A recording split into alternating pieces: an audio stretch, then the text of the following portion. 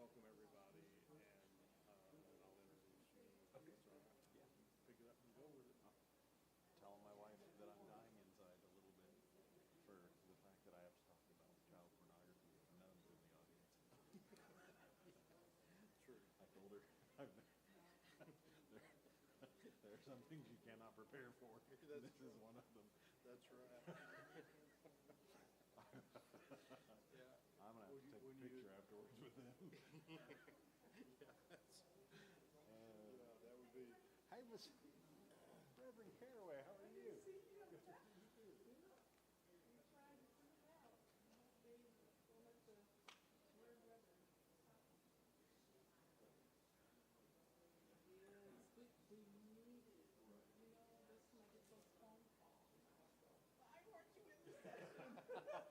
That's what I was telling Jeff Potato, that generally we don't get the interest in this and that doesn't set very And unfortunately, it doesn't take us long to go back into our normal ways. Complacency, right? Yeah, complacency. right.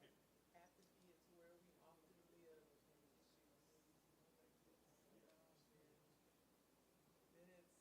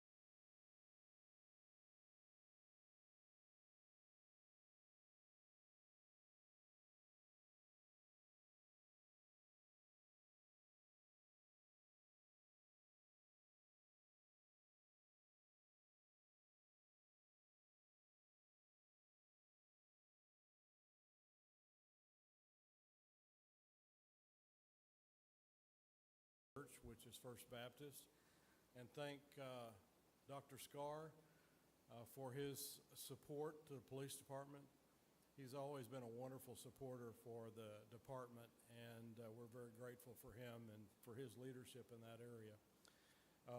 Also want to thank Jack Browning and Eric Stein, who are our AV team, for being here tonight. They're on their personal time. And all of our yellow shirts, the CRM volunteers that are here, thank you.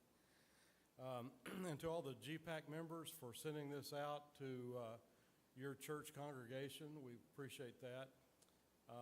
And hopefully it'll be a presentation that you'll find very useful and can carry information back to your congregations. And then last but not least, Detective Poor for the Grand Prairie Police Department and our Child Crimes Unit for spending his personal time up here to help all of us in educating the dangers of the internet as it comes to our children. And so without any further delay, I'm going to turn it over to Detective Poor and look forward to his presentation. Thank you.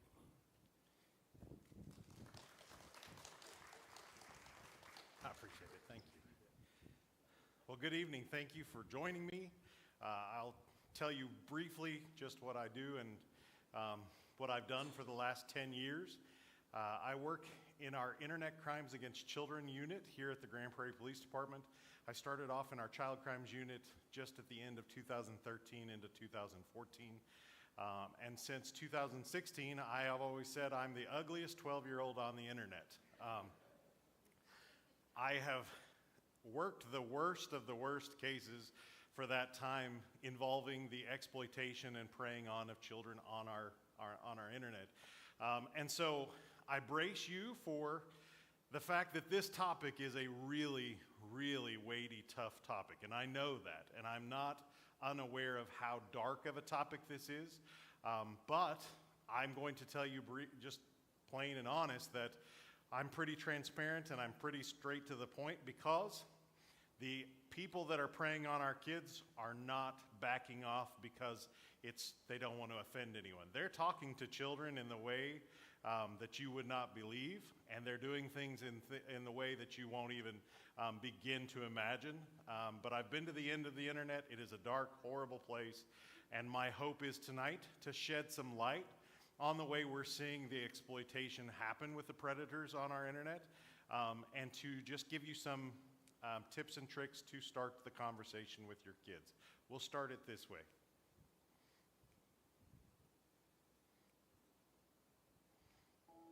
A long time ago, families were in communities. They were local, they were small. I was born in the very depths of the Great Depression. I was put to work carrying wood, carrying water. I knew how to shell peas. I knew how to break beans. We still didn't have electricity.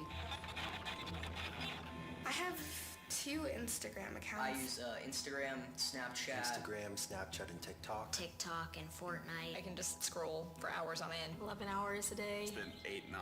Maybe like 12. It's actually been a way that we can keep track of them out there in the real world where things really are scary. The lives of kids were sort of changing slowly for a while, and then all of a sudden, those kids were able to get on social media, and that's when everything skyrocketed. The rates at which they're experiencing problems continues to increase. We also know that the teen suicide rate increased 56%. Last year alone, we received over 18 million reports of international and domestic online child sexual abuse.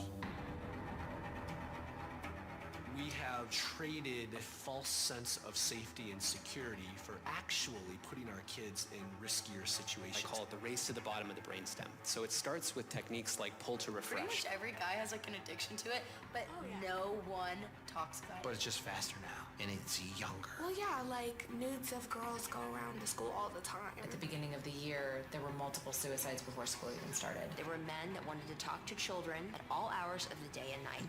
Be shy. On Snapchat, one thought it'd be a funny idea to talk the other one into committing suicide, and she did it. She's dead. After about 6 weeks, we were able to crack his phone. Kids right now are going to experience the worst of what we're going through. I'm a little nervous. The first time. Do you think your parents know that this happens? No. My kid won't do that. My kid would never. My kid's school isn't like that. You're wrong. Because what they see, they feel neurologically compelled to do. Right now, we're effectively living in an experiment. How is this going to affect us? We'll find out.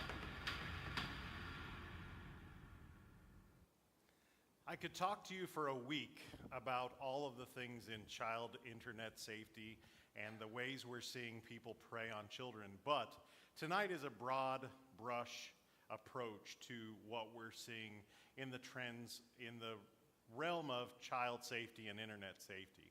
I start this way, who of you has social media? Now, the kids, sisters, you have social media? Email. The kids know that they've given Facebook over to us older people. So I know us older people are on Facebook, but the kids aren't anymore, they tell me. So who has Facebook? Anyone? Okay. Instagram, Snapchat, TikTok, whatever. How much do you pay for your Facebook subscription each month? What? 0? Right. But nothing in life is free, right? We've all been taught that. Nothing in life is free. So I always say this, what are social media companies getting out of this deal?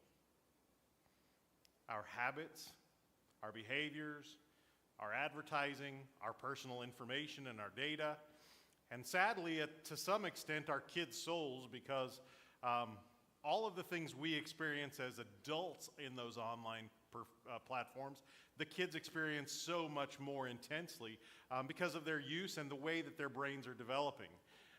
There's actually a term for this, and we always say, how much time have the companies devoted to keeping us on those platforms? There's actually a term that we use called doom scrolling. If you've got TikTok, you're probably very aware of what doom scrolling is. And that term, doom scrolling, pull to refresh, they've invested a lot of money to keep you refreshing that. And we find that it's led to anxiety and depression and all sorts of mental health issues. And I always say if a parent is dealing with this problem, how much more so with a child who's experiencing things more intensely, they're experiencing things with an undeveloped brainstem, experience those problems that we're seeing as an adult. I always start this conversation with some of the myths and facts around child abuse. Primarily because you are our advocates in the community, you are our juries when we go to court and talk about something that's happened to a child. And what we see a lot of times is people have been desensitized to some extent and sort of prepared to believe that there are certain myths around child abuse. When I say child abuse and hands-on child abuse is what I'm talking about, just understand that the overarching realm of child sexual abuse is really the foundation of all internet and child exploitation on the World Wide Web. Because at the end of the day, someone who's preying on a child online is ultimately after a hands-on or sexual child abuse experience. So let's look at some of the myths that are really well known or a lot of people believe. One of the myths is if a child is sexually abused, there's going to be evidence. Have you ever heard that? Have you ever thought, like if a kid's sexually abused, of course there's going to be evidence. Well, that's a myth that people tend to believe. And the fact of it is 95% of proven sexual abuse cases actually have no evidence when when the child is taken to a physical exam at the hospital. There are a number of reasons for this. The body heals quickly. Predators are very cautious about how they perpetrate. And the biggest thing that I think that happens is one of the next myths. If a child is sexually abused, they'll tell someone. That is one of the most widely perpetrated myths in child sexual abuse because people believe if a kid's abused, of course they'll come forward right away. When what we know is a large majority of kids don't tell anyone about their sexual abuse for a year, for 5 years, and some will never report. I had an 83-year-old woman come up to me when I was teaching once and say, "I'm so glad that people are addressing sexual abuse. I was a victim of sexual abuse as a child, and I didn't tell anyone until my late 60s. And I thought, how terribly tragic that someone would have to live that long without telling anyone. But a lot of people believe if a kid doesn't tell someone, then they weren't really abused, and that's a horrible place to put a kid in. Children lie about physical and sexual abuse. Well, that's a very big myth that we have to overcome a lot with our juries, because what we see is that false allegations are really rare, 2 to 8%, and most of the time they're very obvious, and it's very clear that there's been some sort of coaching by an adult. And then the last one is child abusers are creepy. Now, what are child abusers? I mean, exactly. We can't say, because child abusers look just like everyone else until they're caught. And most of the time, I hear people say, well, I don't know how this could have happened. They passed a background check. Most abusers, especially child abusers, have never been contacted by law enforcement before they're caught for their abuse. Now, when I talk about children lying, I like to use this one example because it's really clear how it happened. Do kids lie? Say yes, right? Kids lie. If you were pulled over on the way here speeding, you would lie to me, the cop. I know this. Everyone lies. What do kids lie about? Things that are going to get them in trouble, of course. When a child outcries to sexual abuse, we put it this way: they become the eye of the center of a hurricane. Everything upends around them. They are taken from the home. They have to go to CPS. They have to go to a forensic interview. They might have to go to a sexual assault exam. The offending person is often removed from the home. Sometimes if they're the breadwinner, the non-offending parent has to go work and they have to go to babysitters. Everything changes. Why would a child lie about something like that when everything's going to happen? So I like to put it this way. Well, I'll show you this picture. This is a very brief scenario. The 10-year-old was taking out the trash in an apartment complex, and he was grabbed by someone and drugged behind a dumpster. And he said, I fought and I got away. And we took him to forensic interview, and he described this scenario, and he described the person, but he could only give us a few details, and he said, I never saw a person directly. He said, I only saw their reflection in the dumpster. I, knowing that kids don't lie about stuff generally, decided, well, it's my job to go out to the dumpster and see exactly what he was talking about. So I took this picture the next day at the same time of day in the dumpster. This is a dumpster in Grand Prairie. I would challenge you to find a dumpster this clean anywhere in the world at this moment right now. But that dumpster, I'll be dang, was the most clean dumpster in the history of dumpsters, and I could see my reflection. As you can see, I'm wearing a yellow tie. I've got my badge just like I do today. I had a little more hair and less of a 4-head or a 5-head, as my wife calls it. But that kid was not lying. And if I had waited a week, like I took a colleague a week and a half later to see this in person, and that dumpster was gone, and the greasy, grimy one that you would expect was in its place, and it took me 2 seconds to go, man, I'm glad that I know that kids don't lie, and this was a good way to show others that that is the case. When we're talking about victims and their disclosures, a lot of them deny abuse initially or are hesitant to tell about it. There's this idea, is someone going to believe me? What are they going to think? If they're telling the non-offending parent in a home, is that person going to freak out and go crazy on me? They're scared. There's a lot of complex psychological issues that go into an outcry of abuse. Of those who do disclose, most of the time they tell a friend or someone else, and that is how that gets out. We lost the feed. Did it come undone? Mr. Stein? Well, we'll just keep going. There it goes. The fact that they often tell a friend who then goes and tells a teacher is the way that most of these things come about. It's very unusual for the kid to just directly tell someone initially, but a lot of times it comes out through a third party. Because of the way disclosures come about and sort of the reaction to it, we also expect that there's a statistic probability that there is going to be a recantation. So that's an expected part of the disclosure process, that a child may, given that eye of the hurricane scenario, say, I made it all up. And most of the time what we find out when a recantation occurs is that it actually did happen and they were just trying to make all of the other stuff stop. And of course, there's that will they do believe me. I heard a statistic once about adult sexual assaults, and the person said, You know, 90% of sexual assaults of adult women are found to be true and 10% to be false. Yet we treat it the other way around. We like to think that 10% are telling the truth and 90% are lying. How much more so would a child need to be believed because they have no context or reason to accuse if it's not occurring?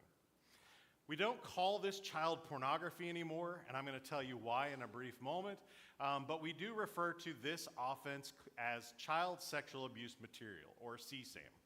I put this in here because this is a large majority of what I deal with. If you got to see my caseload and how many cases I have of child pornography or child sexual abuse, you would be amazed. You would think not in our small city. But it's not just in our small city, it's across the world, it's across Texas. This is a problem that is going on everywhere. And I'm going to show you some of the statistics around the survivors. This was taken from a 2017 study of survivors from child pornography cases. They said that 56% of the abuse began before age 5. You can see 31% from 6 to 11 and 12% over the age of 11. 82% of the primary offenders were a parent or extended family member. When we know that child sexual abuse occurs 94 to 96% of the time by a known person, that makes complete sense that the videos and images of that abuse would be taken by someone known to the child. 42% of solo offenders were fathers or stepfathers.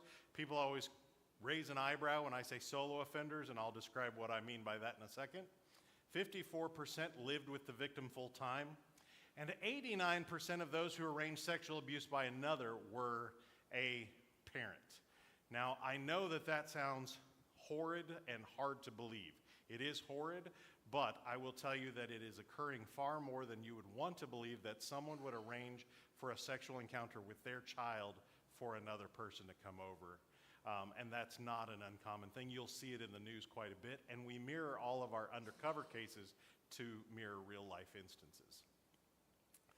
I put these up here because I want you to know from the survivors what they feel about this, because a lot of times people believe, well, the videos and the pictures they're lesser offenses than the hands-on abuse.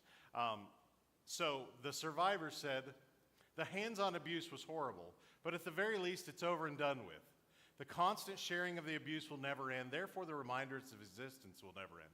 If you ask me, a crime that will never end is worse than one that's over, no matter how much more serious it is appear. It's something inescapable. I put it this way, the abuse may stop and the wound may heal, but every time the video or image of the abuse is found, it's like ripping that Band-Aid off, and the victim never gets to choose when or how that occurs. The images will always be out there, and I can't predict when and how they will affect my life by hearing of people being caught with them or being stalked by someone who has seen them. The threat's always there, and I'm always dreading when it will come up. They mess with my identity because I'm shocked at the number of people who have viewed them and seen the worst moments of my life and convinced themselves that I enjoyed them. There's a lot to unpack here. Again, I say that it is happening in our community, and people are always shocked and horrified when we come and knock on their door and there's been something going on in their home or at their neighbor's home or something like that. And the fact that these victims are stalked by these offenders quite a bit into their adult lives. Some of the victims of these crimes have told us into their 30s and 40s. They're terrified of people recognizing them. They're terrified of a job interview, someone saying, I've seen that video or something like that. And so it traumatizes them for a lifetime. We always say that the offenders get whatever sentence they get. Oftentimes in our area, the sentences are very light for child pornography, but a victim has a lifetime sentence they have to overcome. Self-generated child sexual abuse material refers to when kids take videos or images of themselves. Sometimes it's at the direction or the request of another person. Sometimes it's on their own.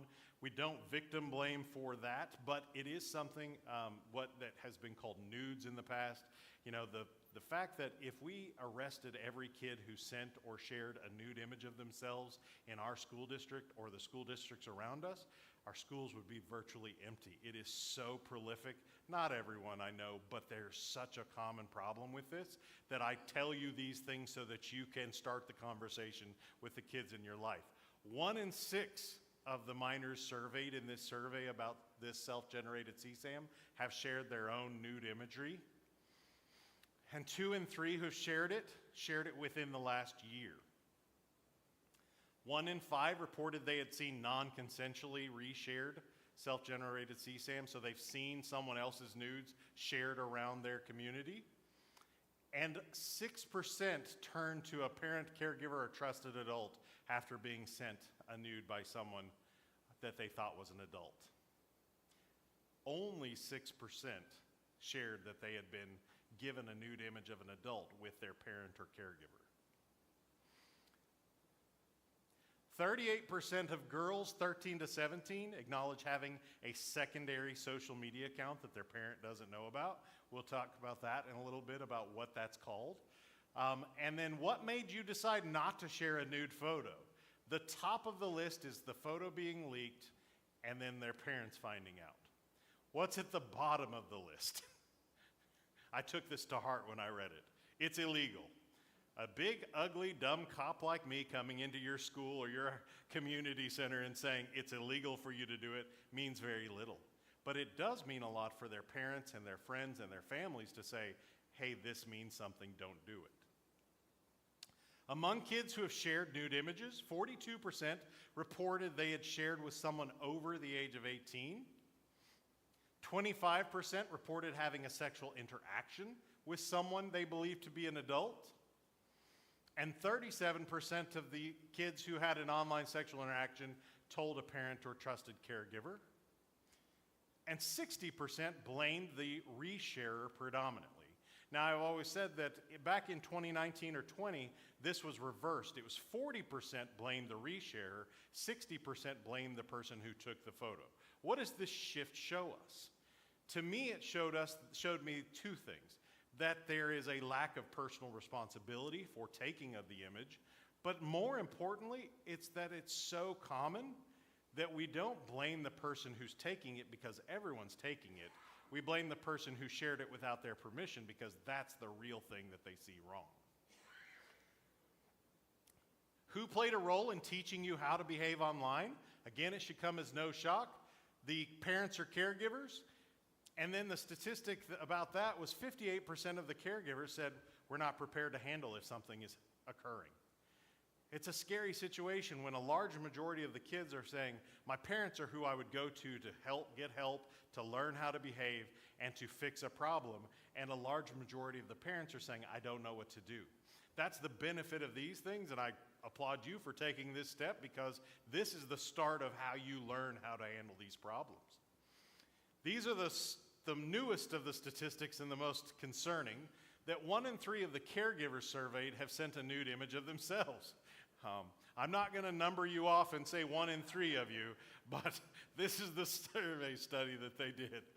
The 4 caregivers who had shared their own nudes were 4 times more likely to believe that their kids had also done the same.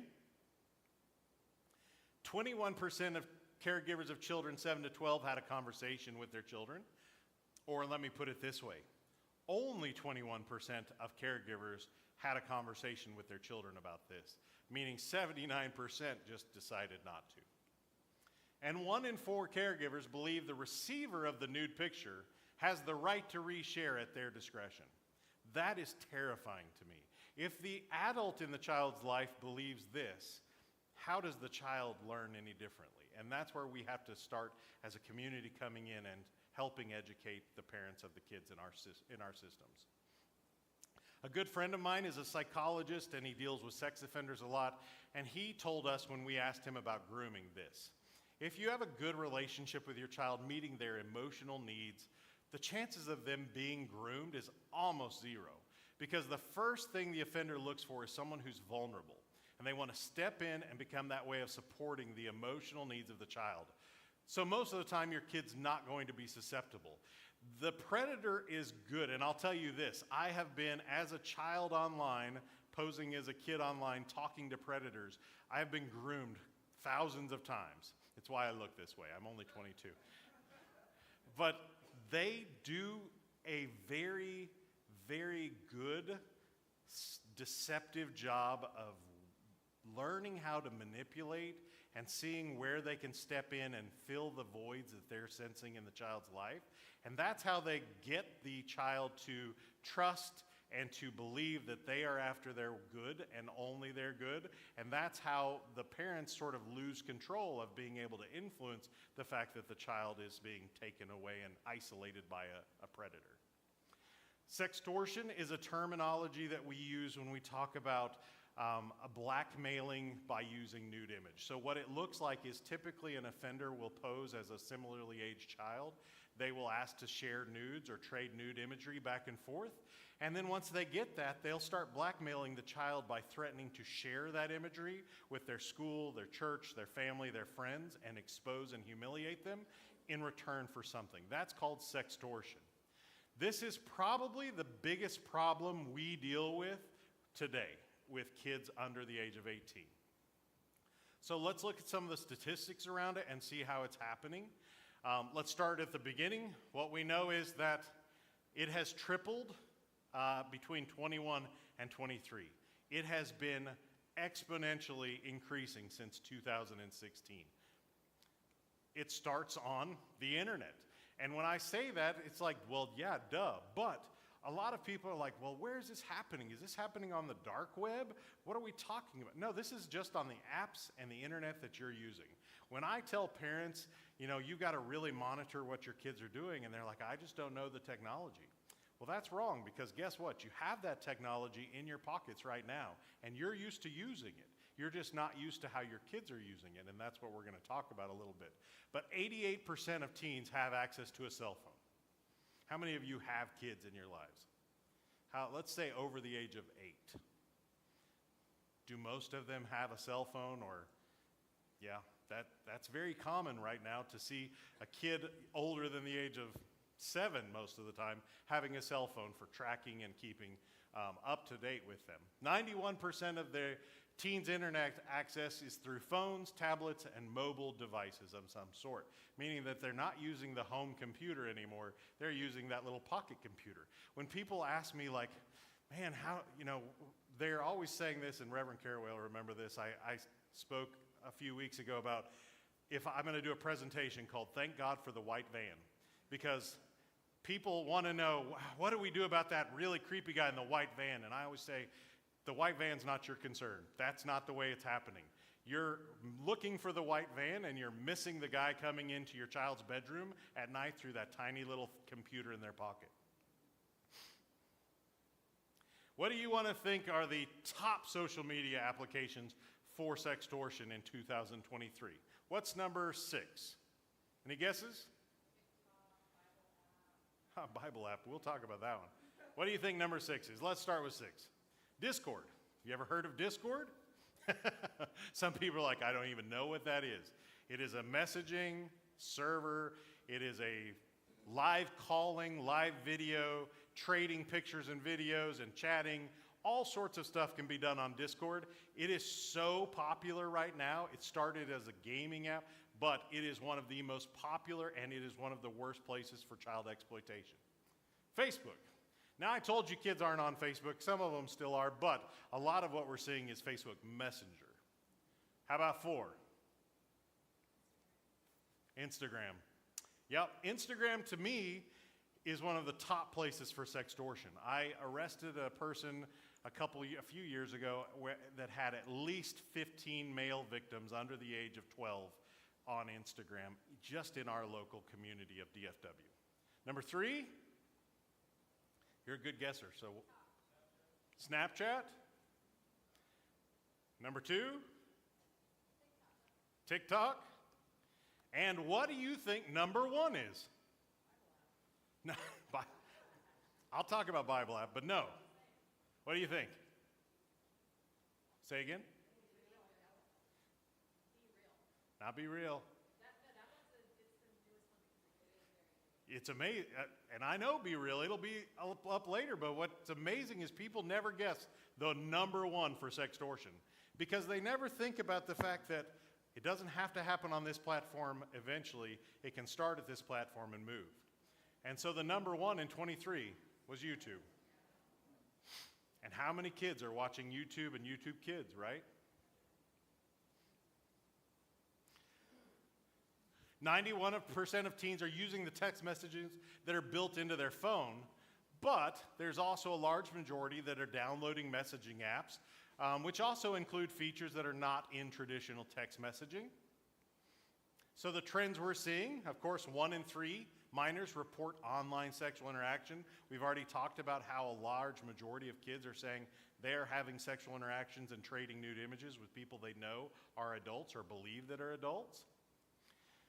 FBI reported a 1,000% increase in sextortion in the first 6 months of 2022.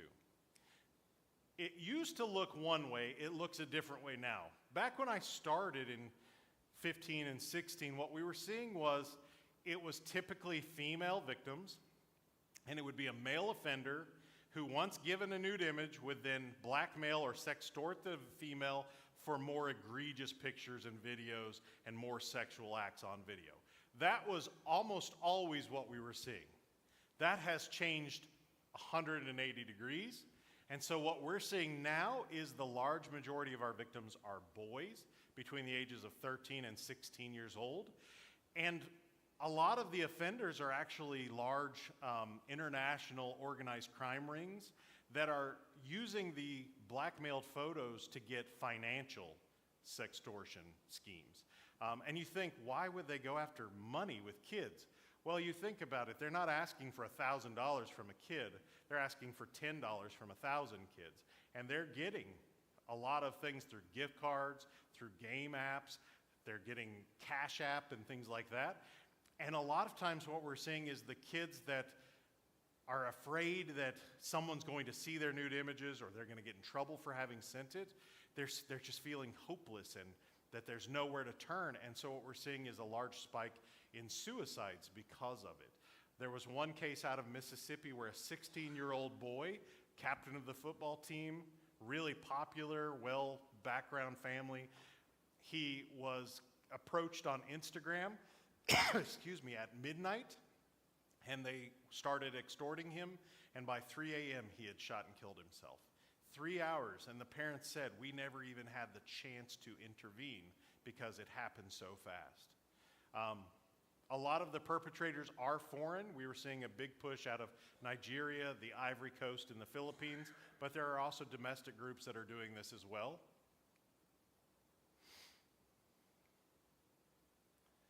The National Center for Missing and Exploited Children has been keeping track of the sextortion, and what we're just seeing is this exponential growth year after year of this problem. Almost half of the reported sextortion is happening across multiple platforms. The reason for that is because they'll start on one platform like YouTube or Instagram, and then they'll move to others like Snapchat, or encrypted apps like Telegram or Signal, things that are encrypted where they feel like I won't get caught. And they will start threatening, and they're super aggressive in trying to push the kids to get a Cash App or to set up some sort of financial payment system so that they can get that money quickly. And a lot of times they're very open and honest about saying, yeah, you should just go kill yourself if you can't do this for me. Sometimes they will threaten to hurt themselves. But that doesn't work as much as the other threats. The grooming that we're seeing a lot of times starts with them liking an online post or a picture, with sharing something or offering some sort of incentive before they turn the script and start making the threats. Fake profiles, and what I'll say about that is a lot of times those fake profiles are appearing, the sextortion happens, and then they will erase before they can ever be tracked or followed up with by a company or the law enforcement agency. And then the threat to post previously acquired material is very high, and they're always threatening to expose those pictures to family and friends. A lot of times on Instagram, they'll get the entire friend list of the person they're extorting first, and then they have that to use against them in the plot of extortion.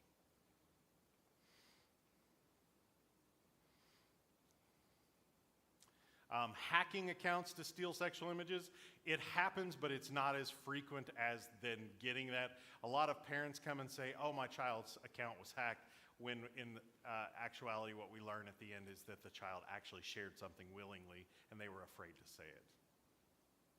And then, of course, kids believe that these things are not tracked or kept, and what we know is the perpetrators find ways of keeping things and recording things without the kid knowing, and so they oftentimes are using that against them in the scheme. Now, I put this real-world dialogue with a predator in here when I made this presentation years ago. It is not planned for this, but I do include it when I teach to churches because it just happens to be a 20-year pastor of a church that I arrested in this case. But I like to show you this because a lot of times people are like, no, I mean, it can't be. It couldn't be a pastor. I just tell you honestly, I have arrested pastors, I have arrested teachers, I have arrested police officers and firefighters and nurses and lawyers and doctors and plumbers and anyone in between. There is no boundary, and if they're harming a kid, I don't care what they do, we're going to go after them, and that's what we did in this case. Back in 2020, I was the ugliest 12-year-old girl on the internet at the time. I know, I think I'm quite beautiful, but I don't really actually believe that, but I was in this platform, and I started talking with an individual named Greg. Greg and I had, at the time I didn't realize it, because this is around July of 2020, it's the lockdown, everyone's in quarantine still, and it's the middle of July, but I had talked to Greg earlier in the year, around March, and we sort of talked for a little while, and then we stopped, and we picked it back up in July. And I said, I think I sent you my phone number, but you never text me. And he said, oh, but you can text? He said, I love chatting to young ladies. These are the actual texts that he's sending me. I usually don't send my phone number too soon. I'm scared they might call me. Now, why is he scared? That's because his wife had caught him before being called by people online, but he was not that scared because it was a very short time before he gave me his phone number and we were off to the races. Over the course of about a month, he sent me things that I would never share with you because they're horrible and egregious. And it was a sad day because I would watch his online church streaming service for a few hours before, about 20 minutes after it ended, he starts talking to me. Eventually, when we learned who he was and what he did in his community, it wasn't locally, but he was not only a pastor at the church for 20 years, he was a leader in the Boy Scout troop, and then he taught private music lessons in his home to kids from the community. We decided we've got to go get him, so we did. We served a warrant at his house. And in doing so, we found that he actually had a live victim that he had talked to from the ages of 11 or 12 until she was 18 years old. When we found her, she was 21 years old at the time, and she told me when I talked to her, please tell my story to anyone who will listen so that this never happens again. I found 5 years after the fact the messages that they had had when she was around 15 years old on his computer. Thank God that he had to type because his microphone wasn't working that night, because this is what led to him ending up where he is today. These are messages that he had with this young girl between the ages of 13 and 15 on Skype every night. She said on Skype every night we would talk and we would do sexual things over the video. These are the actual chats. Let me show you. Hello, my pet. She says, I'm about to take a shower. I'll talk in a bit. Okay, but you can turn the video on and let me watch if you want. She says, no. Okay, I'll try to stay awake. Now I'm going to save you some of the graphic details because I don't think you need to see that. But he says, will you still love me next year when you're 16? There's no doubt he knows exactly how old she is. She says, I want you to do something else. Of course I will. Why wouldn't I? She had been groomed a long time. Then maybe we could meet when you're legal. And she says, I don't know. How would we do that? And then he says something about doing something tomorrow. Really? Yes. And she says, damn, I wish you were 18. She goes on to say, why are all the good ones too old and far away? Again, manipulated and groomed for years. And he says, why are all the good ones illegal and far away? We found him, we found her, we were able to corroborate a lot of things. And thankfully for us, because he decided to type everything he did that night, he gets to spend the next 26 years in federal prison. These are some necklaces that he sent her. He sent her this necklace and had it shipped to her. And I actually found a picture of her in an online account that had her wearing the necklace. And then I found the receipt in his computer where he shipped it to her. So I always tell people, remember, your computers and your phones store everything. Thankfully for us, in this case, that is the case. But sometimes people are sad to hear that that's the case. Again, he's going to spend the next 26 years in federal prison. If you'd like to go visit him, just let me know and I'll tell you where he's at. The part of the presentation most people ask me about, where do we need to watch out for my kids online? Anywhere, it used to be I say anywhere that a child can communicate with another person is dangerous. That is true. I'm going to show you my most dangerous apps that I believe are the most dangerous for kids. But let's start with some of the online gaming applications because they really gained popularity during the lockdown and during COVID.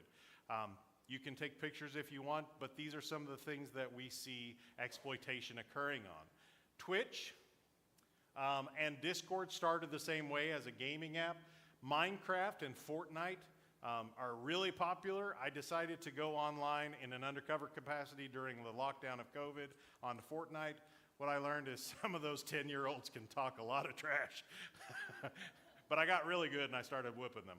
But Roblox is very popular, and if you don't know about Roblox, it's a platform where there's a bunch of different games that kids go on, but there are also the opportunity for chats and communications to occur. And even if you lock down some of those communications, there are games that within the game, there are communications allowed between two players. That's something I learned the hard way because I locked down my kids' their Roblox account very strictly and still found out that someone sent a message within the game to my 15-year-old daughter. Thankfully, I practice what I preach, so she came and told me right away, but it was a stark reminder to me that even when we're careful, the predators find loopholes to get around things. Some of the video messaging apps, Kik is still around. It was really popular for kids in 13. It became a really big haven for child exploitation predators. Some of the kids are getting back on it. Some of these applications are really well known, particularly like Telegram and Signal, because they're end-to-end encrypted, meaning that in between the two ends, the phones themselves, that's encrypted so the company can't see it.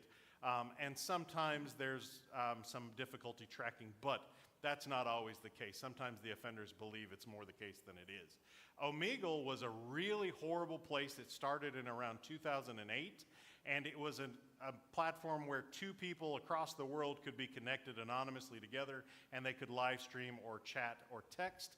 But thankfully, due to a lawsuit in 2021, I believe, last year in November, it was shut down, and thank God Omegle is dead. One down, 2 million to go, but that's a start. It was a victim and her mother who sued the company that got it shut down. So that's a huge win. Google and Google Hangouts says 4+ on the App Store, which means that they say, this is my attempt at humor, wait, what? They say that 4+ means that there's no objectionable material on the platform, and I just disagree when we're talking about Google Hangouts. A lot of the predators know that Google Hangouts and Google Chat is a way that they can bypass the need for a phone number, and they use it that way a lot. Social media networking apps. You'll see the big ones on there. Let's start with BeReal, because we've already talked about it tonight. BeReal is an app that requires someone take a picture, a front and back facing photo every so often, and it's intended to mean that you can't Photoshop or fix up your photos, that it's real. But of course the offenders know how to use it in ways that the kids may not. One of the other big ones that we're seeing, particularly for sextortion, is the Wiz app. The way it works is when I sign up, if I say I'm 13 and I go onto the Wiz app, it takes a picture of me and then it has to age validate to show that I really am 13. Now that sounds really good because kids are like, you have to be the age you say you are because you validate with a live picture. The problem is the offenders will say, oh, I'm 12, and then they'll go to their little brother or sister or some other 12-year-old and take their picture, validate, and now they're on there with no bounds talking to kids. And so we've seen a lot of sextortion from the Wiz app. IMVU is an app that's designed for simulations, but the problem is there are sexual simulations included in there as well. And then some of the other, of course, are Yellow and Whisper and some of those. Now, people said, what is the most dangerous app to me in today's world to a kid? And I always say Snapchat. Snapchat is designed as a platform where photos and videos and messages delete. That's its original design. It was designed for photos and messages to delete. Now they've added on top of that a lot of things that most people don't think about. This is what it looks like in the memory section. This is the Snap Map. This map will locate you down to several meters from where you are. Meaning not that it's going to tell me you're around First Baptist Church, but it's going to tell me you're sitting in this section of First Baptist Church. That's how good the map is for the Snap Map.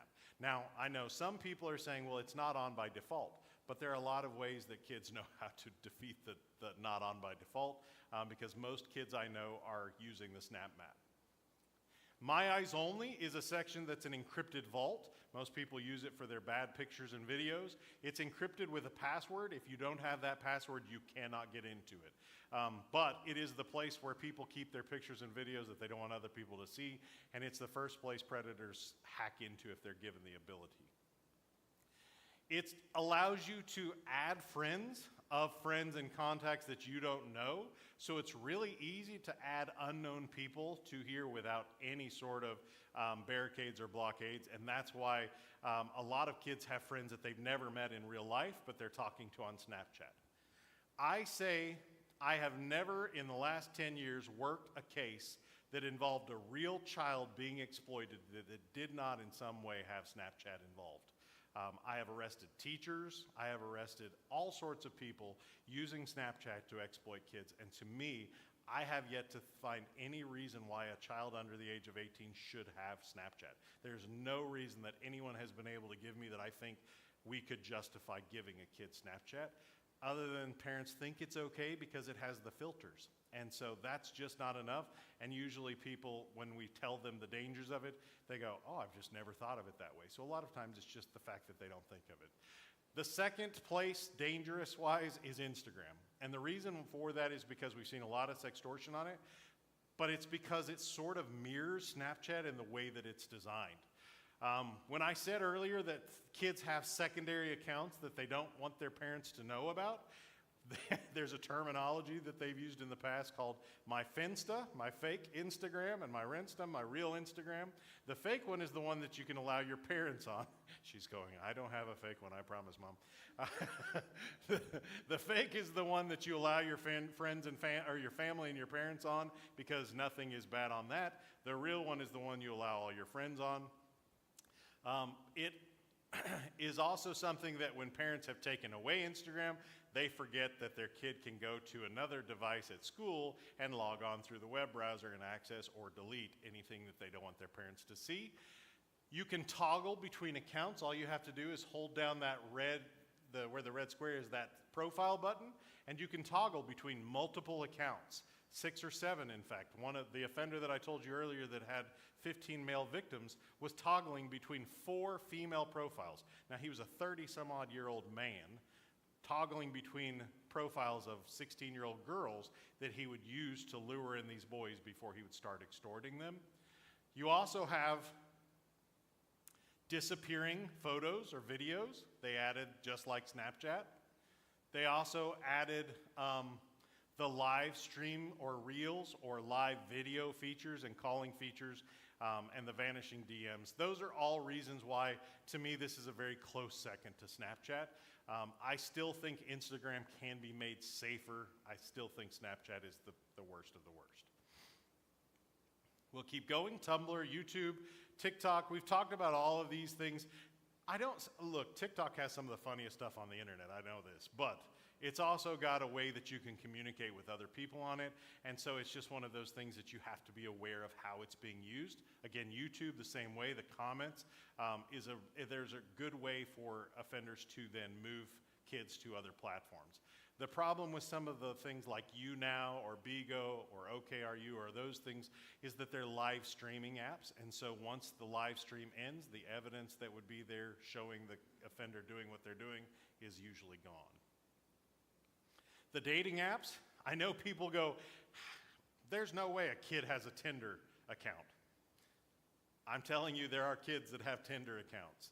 They lie about their age, but they set up Tinder accounts or Bumble accounts or Grindr or Meet Me accounts. What's dangerous about these is they're not meeting someone 1,000 miles away because these are geolocated. They're meeting the person that's 3 or 4 miles or a city away. They're meeting people in Arlington and Irving and Cedar Hill or Grand Prairie rather than away from the state of Texas. And then Grindr and Badoo, some of those are just the same-sex oriented dating apps. Secrecy apps, a lot of parents don't even know these exist, the vaults. They're vaults where people can keep pictures, videos, and things like that. Some of them look like vaults. Some of them look like music managers, like the Hidet Pro is a music manager. You can arrange your music in. To me, one of the most dangerous is this calculator vault. And the reason for that is it acts as a working calculator. Let me show you what I mean. This is what it looks like on your home screen. Now, when you open it and you put in something like 2 plus 2, it's going to tell you it's 4. I'm a dumb cop. I don't know how to do math really well, so I'm going to put in 4 plus 6. Oh, that's right, it equals 10, and then I'm going to divide it by 2, and that is 5. But when I put in my secret code, 1, 2, 3, 4, it opens up into a vault. And you're not going to see bad pictures. You're going to see pictures of my puppy, Jack. And Jack and Hatch, and he's choking her, and Pepper. But it also allows the offenders to keep notes, contacts. It has this panic switch so that if you do one of these actions, it will close the app down in case someone's walking in on you. It also has this error message that will show up, and if you don't know where to press, it will make it look like it's shut down and not working anymore. Again, it lets you have Wi-Fi, to-dos, notes, wallets, and all sorts of stuff like that. But if you don't know to look for it, you don't know it's there. And I've arrested firefighters and nurses that have this where they keep child pornography or as in the case of the firefighter arrested not too far from here, he was keeping the pictures that he had secretly snapped of little girls at Disneyland on his vacation. So now what? There are online predator warning signs. There's certainly ways to look for things if your kid's going from acting completely normally to acting not normal or getting gifts or something like that. Those are warning signs. But what is the way that we try to prepare you to recognize these things most? I don't want you just to memorize some warning signs because sometimes you'll miss it. And unfortunately, it's not a tech issue. If we use tech to babysit our kids from tech, we're going to miss out and we're going to lose the ability to have a relationship and a conversation.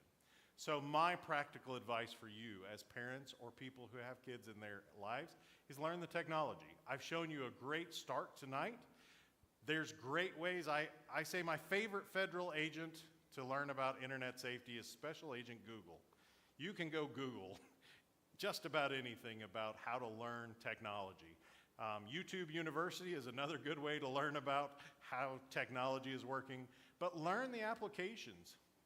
One suggestion I give to parents a lot is sit down with your kid and say, show me what apps are your favorites, and I want to learn about how they work so that maybe I can use them, and they'll show you how they work. And what that does is it gives you the chance to build a relationship and a connection, and it gives you the chance to see how they're using the app so that you can start to learn the ways the predator might try and go around the way you're setting up protections.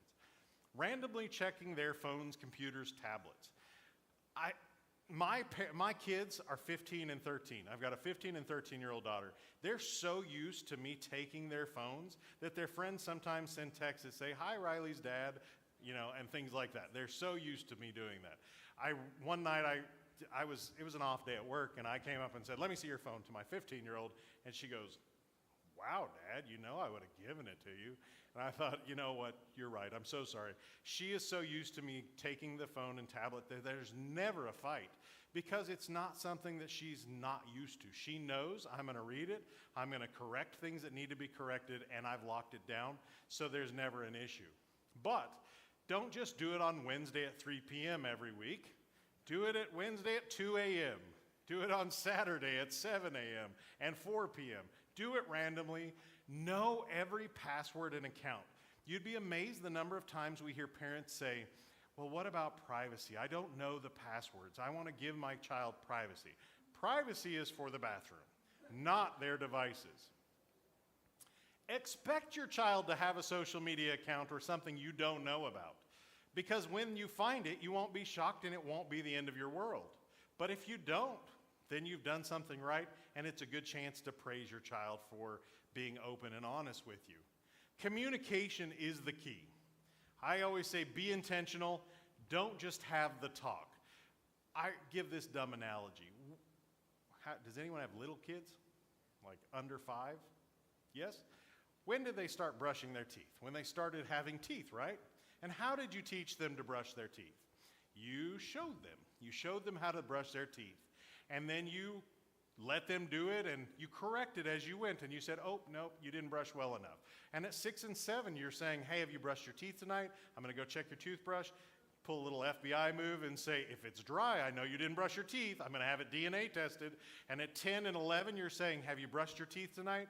Your 12-year-old is growing things on their teeth. You're like, "Please go brush your teeth." I tell my 15-year-old, your breath stinks. Brush your teeth, please. It has to be twice a day minimum. If we're willing to have that stupid talk from the time they're little to until they're 18 years old, how much more should we be having age-appropriate, developmentally appropriate conversations from the time they're little? My kids have been talked to because I am so paranoid about wanting to practice what I preach. I don't want anything to ever be said like, "Well, Brandon says this in public but doesn't do this in private." So I have had open communications with my kids from the time they were little, age appropriately, of course, to make sure that everything is on the table. I always tell parents, you can do this little thing that we suggest where you sit down at the table and tell your kids, "Tell me something that you think is going to shock me." Because amazingly, what they'll do is they'll tell you something that you probably already know, and they'll see you're a human. You've probably been through the same stuff before, and even if it's really shocking or disgusting or whatever it is, if you don't respond like it's the end of your world, then the next time something really is bad, they're gonna go, "They didn't react badly when I told them this. I can probably tell them this, and it's a safe place." 2 tips that I like to give is, what do you do when you get rid of your phone or device? A lot of times when we don't trade it in, where does it go? In a drawer in the kitchen, in a drawer in the back bedroom, wherever. And so a lot of times when kids get their devices taken away because they've done something stupid on it, they know all I have to do is go back to this drawer and take that phone out of the drawer. It connects to Wi-Fi, and guess what? It works the same as if it had cell phone service whenever they're connected to Wi-Fi, say at school, which has an open Wi-Fi. The other tip that I like to give parents is, a lot of parents believe the bedroom is the most dangerous place for a device to be in the house. It's the second most. What's the most dangerous? The bathroom. Because, will you walk into your kid's bedroom without knocking? Generally, yes. Would you walk into the bathroom without knocking? Most parents say no. And what happens is most predators know that that's the case too. So when they're saying, "Take these pictures that I want you to take," most of the time they're directing the kids to go to the bathroom because they know the parent will never go in there and find out. Get involved, be educated, and be intentional. Again, it's just parenting 101, spending time, doing the hard work. I promise if you do the hard work when they're little bitty and into their teen years, when they're 20 or 30, you can forget about them and go live your life however you want to, because they'll be fine. What if something's already happened? Don't panic. Don't engage the suspect. We see If something happens, we see two responses. Generally, the mothers want to make the case for us, and so they'll start like pretending to be their kid, and they'll start talking to the predator, oh, I'm gonna help the cops make this case. And then the dads do a different reaction where they're like, I'm gonna take this shotgun and end this guy's life. We don't want either of those to be the case. We do not want you to initiate communications with the person. We want you not to send the information sometimes as we see parents because they say, oh, I want to get that stuff off my kid's phone, so they'll send it to their phone so that if they can delete it, don't delete it, don't send it to your phone, because what you've done is you've made your phone evidence and we've got to take both of them. So stop, don't panic, don't talk to anyone, call the police right away because most of us know how to handle that. And if they don't, you can call the National Center for Missing and Exploited Children, you can call the FBI, you can call HSI, you can call the state police. Some law enforcement agency will be able to tell you this is what you do next. And that's a really good way to start. If you need some organizations or resources, we like to give you places that you can go and learn more about what we've talked about tonight. We're almost done and you can ask any question you want, or you can run out here screaming and pulling your hair out either way. But let me give you some of these resources. The National Center for Missing and Exploited Children is a really good place for resources. They have a lot of research and they have a lot of resources that are free. One of them is Team Hope. Team Hope consists of a bunch of people who are survivors of many of the things that we've discussed tonight, and they have volunteered their times to be peer counselors to kids who are in bad situations. They will mentor through this Team Hope platform. They have NetSmarts, which is for older kids, and it teaches about internet safety for older kids. They have KidSmarts for younger kids. My kids have watched all the videos from KidSmarts and NetSmarts, and they have said that they are really interesting when they're little and in their early teen years. They also have this wonderful thing that they started last year called Take It Down. This is, to me, one of the best, most innovative things that we've seen in this field. What it does is it allows a child who may have shared a nude image to put that nude image into an app on their phone. It never leaves their phone. All that happens is that app creates a fingerprint of that image, and that fingerprint, which is just a bunch of numbers and letters, gets sent to the National Center, and they share it with all of the online platforms like Instagram and Snapchat and Facebook. And if that nude image is ever seen on a platform, they immediately remove it and report it to the National Center. So it's the chance to maybe remove that image from online. And that's the Take It Down website. The Carly Ryan Foundation, I didn't get to share the story, but Carly Ryan was the first child who was groomed and sexually abused and killed by an online predator in Australia's history. Her mother started a campaign after she was murdered in 2008 to start child advocacy across the world. She changed Australia's laws. She's done a lot of advocacy work. She now lives in Texas. She's a dear friend of mine. I'm on the board of the Carly Ryan Foundation, and she has shared their resources with us. She tells her daughter's story, and through that story of love, she advocates for the protection of children. She's done a lot of the advocacy work in DC and is working on changing some of our national laws in child exploitation. But her fact sheets are there. Thorn used to be Ashton Kutcher's company. They've done a lot of wonderful work and research. A lot of the statistics come from their surveys, and it's thorn.org. They have a parent profile. Now, if you're going, wow, there's so many places and I'll never remember all this, well, my colleague and I started a website and a podcast years ago called Catfish Cops because we catfish predators. So we've designed a one-stop place that you can go to, our website, catfishcops.com. And in that, you'll see that we have all of these resources I've shown you in one place, including some parent guides that we've developed to talk about and prepare you to have conversations about sextortion. There are victim resource links, including the NCMEC Take It Down website right there on there. We've designed these sextortion prevention and awareness guides, and also what happens next if something has happened.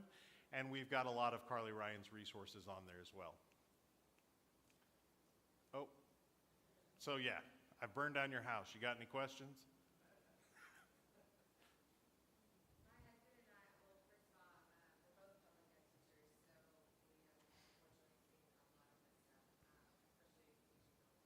Right.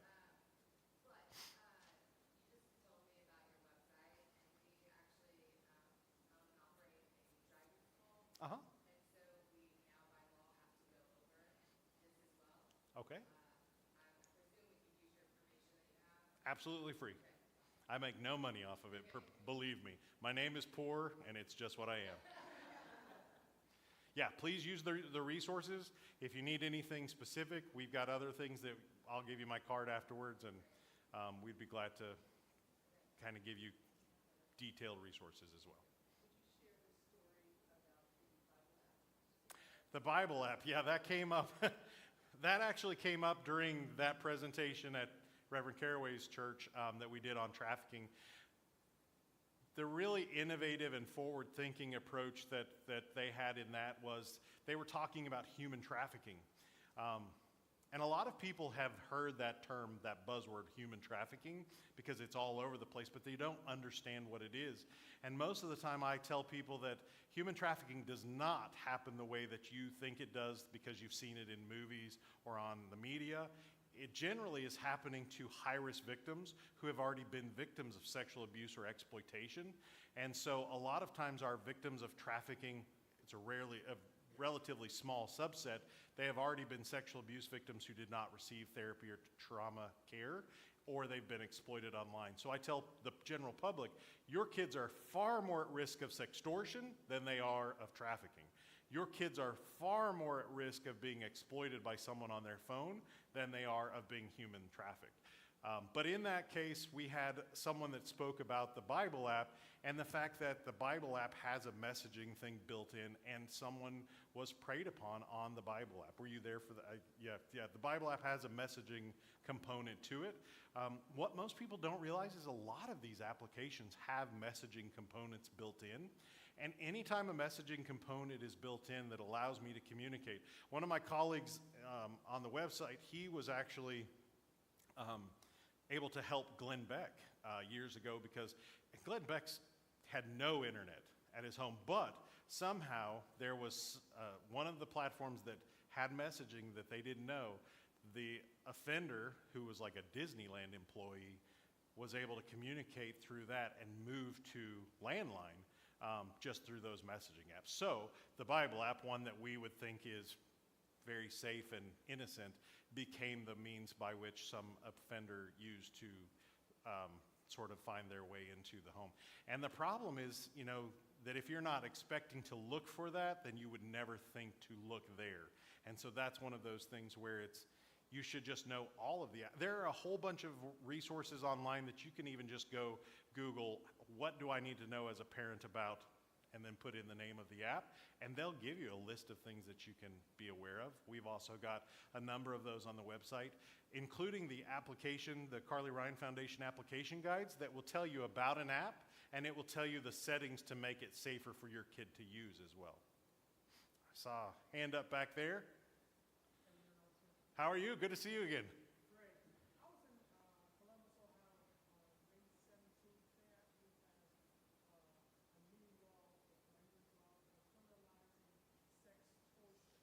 Oh, wow. Okay.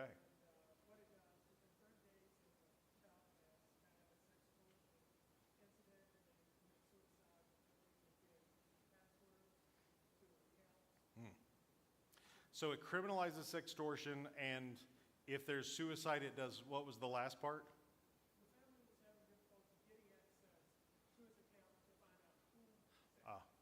Okay. Yeah, and yeah, that opens up a huge conversation about how to get into devices after the fact. That's, I mean, I'll just say this. I don't want to speak specifically about an instance that may have, I hope that criminalizing sextortion is something that I think, you know, my colleague and I went to Austin a few years ago to try and change some of our exploitation laws. And some of those have changed, but people are surprised to find how far behind we are in our exploitation laws and protection of kids. Our hands-on abuse laws are really good in Texas, but our exploitation laws are quite a bit behind. They're sort of catching up, but it's still behind. But I hope that's one of the things that we see. Not speaking about a specific incident, but I will tell you that one of the things that you can do to get ahead of something like that is to start being involved now in knowing those passwords, knowing those accounts. If you don't, I always put it this way, that child who lives in your home that's still in school, even if they decide they're paying for that phone is yours. It is a privilege, every account on that device, or you take it away. Because they don't have to have that device to survive. Despite what my 13-year-old believes, that device does not have to be there for them to be happy. In fact, God bless her, to her credit, my 13-year-old told me not too long ago, Dad, I realize that when I'm not on my phone, I just feel happier. And I said, well, we should probably explore that and leave that phone alone a little more than you are. And she didn't like that as much. But she certainly was ahead of her time for realizing that she felt differently when she's not on it all the time. Great question, great points. Is there anything else that I can traumatize you with tonight?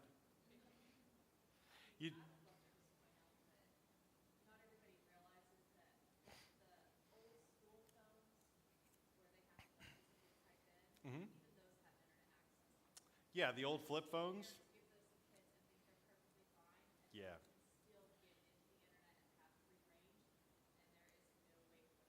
Yeah, so she said the old flip phones, they have internet access, and sometimes parents give them to kids and believe that they don't have internet, and then they're given free range.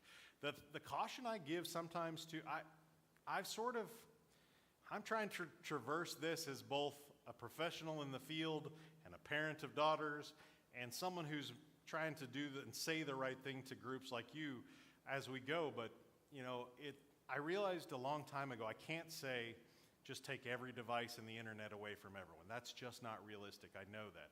So I believe that education and awareness and intentionality is the stopping of it.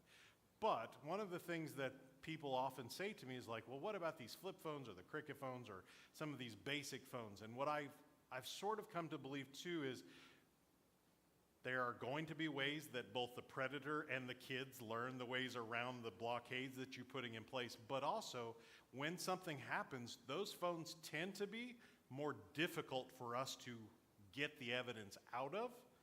And so sometimes by trying to protect and then something happening, you've limited our ability to actually discover and deter. And so I don't say you shouldn't give that. You should just know that there should be ways that we get into them.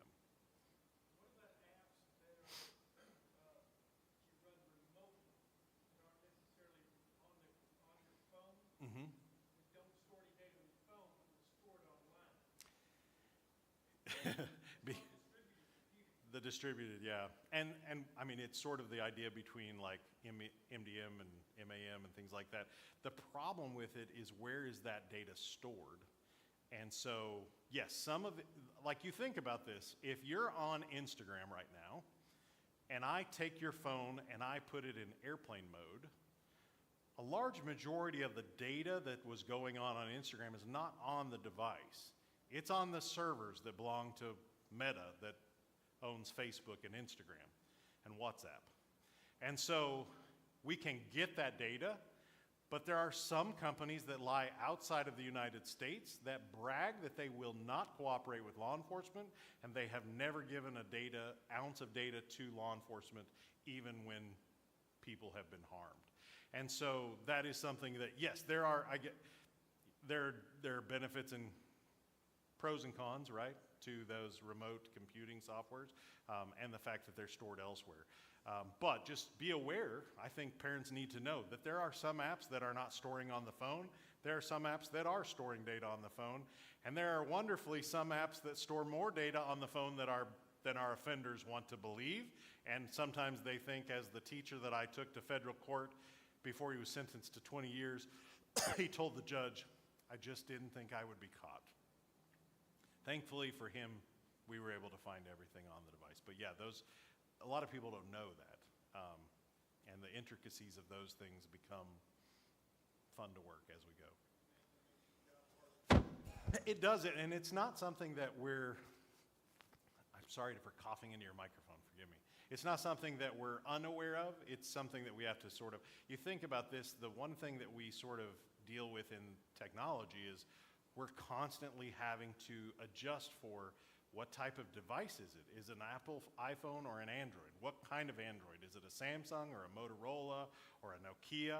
Is it an Android operating system 9, 10, 11, 12? Is it an application that has version 1 or version 32? And all of those things come into the mix, and then we have to encounter usually an offender who's going, how do I delete this to get away with it? And sometimes a kid who's going, how do I delete this so my parents don't know that it happened? And you can see why I don't have any hair left, right? At the end of the day, you can see why I look this way, because we're always trying to find the ways around those things. And unfortunately, the offenders are really good at hiding sometimes.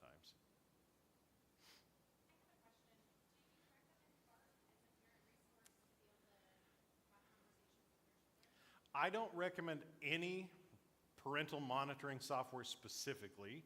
I think there are a bunch of them that do really great things, and so I leave it up to the parent to decide what's best for them, because different softwares and different monitoring softwares do different things. They have really good, strong things in this camp and weaknesses here, just like anything. The only caution I give to parents is don't let Bark or Safe Lagoon or Life360 or any of the other parental monitoring softwares stand in place of you as a parent getting involved. Because there are sometimes parents who believe, I've got Bark on my kid's phone, they're fine. And then they're surprised when something happens with Bark on it. You would be amazed how many times I've arrested offenders with child pornography on their devices who also have some sort of monitoring thing on their device for pornography. I don't talk about pornography for kids generally in these because it's sort of outside of what I specialize in, but I will say I believe that what pornography does to a child's mind is devastating. And so that's a conversation that parents should be having with their kids as well, because they're going to be exposed to stuff, but especially when we used to see kids exposed to pornography at around 12 or 13, now they're saying the average age of exposure is around 8 to 10 years old. And it's not uncommon for us to see female children with pornography exposure as well. So yes, not one particularly. All of them have pros and cons, but don't let it stand in place of parenting. Not that you were, I just put that out there.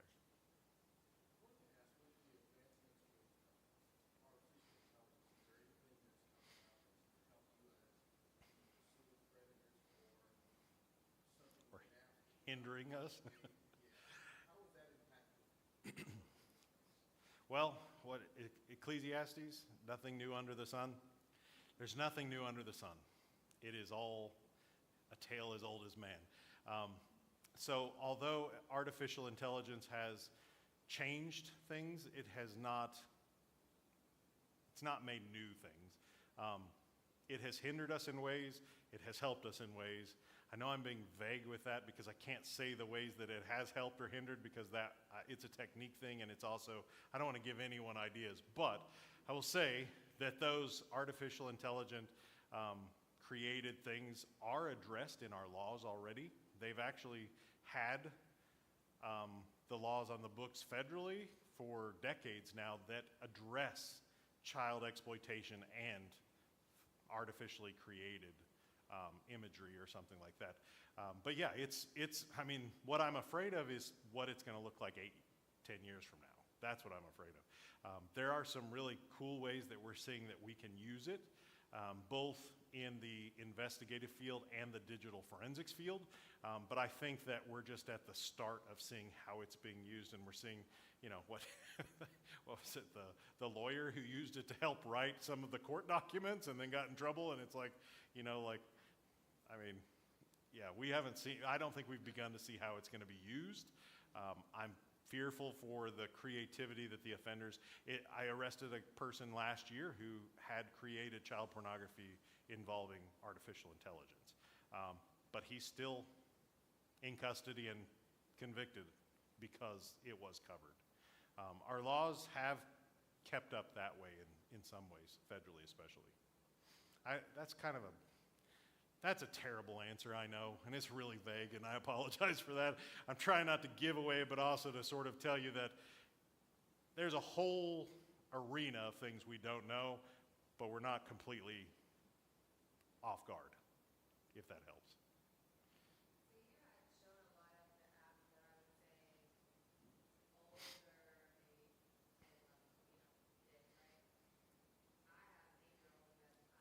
Uh-huh.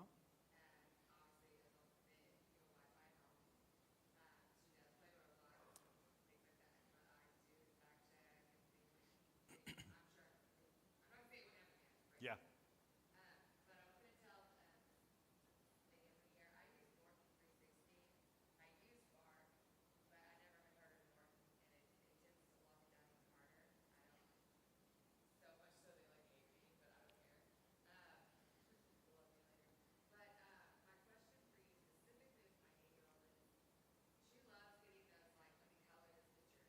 Mm-hmm. Yeah.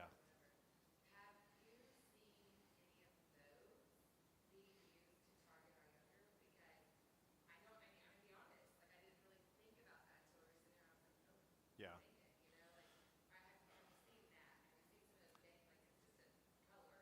Yeah, not the coloring one specifically. I will speak more broadly first. I did see a little boy he was on Minecraft, and he believed he was talking to a 10-year-old girl because he's 9 years old. And he was so proud to show off his football uniform and talk to this little girl about his football uniform. And so he took pictures of himself in his football uniform, front and back. And he told her, we play at this field on this date and time. And he didn't ever realize, but what has he just told her?